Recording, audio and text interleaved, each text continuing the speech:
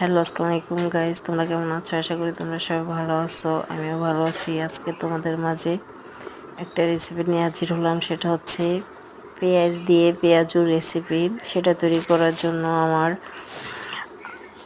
অনেকখানি 250 গ্রামের মতো পেঁয়াজ কুচি কুচি করে নিতে হবে।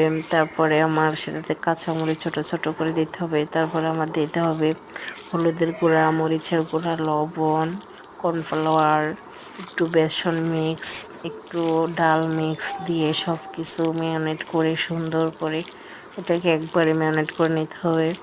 তারপরে এটাকে সুন্দর করে আলতোভাবে এটাকে মিক্সিং করে তারপর এটাকে চুলার ভিতরে তেল গরম করে পাতিলে দিয়ে দিতে হবে।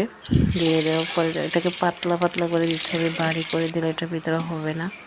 দেওয়ার পরে আলতো করে এটাকে নেড়ে ছেড়ে দিতে হবে। নেড়ে ছেড়ে দেওয়ার পরে তখন নাড়তে নাড়তে যখন এটার আস্তে আস্তে এটার কি ভিতরে হবে বা জোড়াটা ছুটে যাবে, তখন বুঝতে হবে যে এটা হইতেছে। তখন এটার কালারটা অনেকটা ব্রাউন কালার, বাদামি আকার হবে। তারপরে ধীরে ধীরে এটা আরও কালারিং হবে।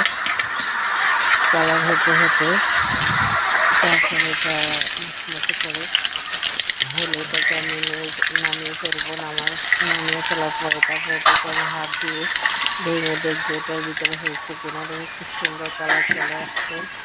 এটা দেখতে যতটা লোভনীয়, খেতে হয় যে অনেকটা মজাদার হয়েছে। এটার ভিতরে শোনা যাবে সাথেটা হয়েছে। তাহলে বুঝতে হবে যে এটা সুন্দর করে হয়ে গেছে।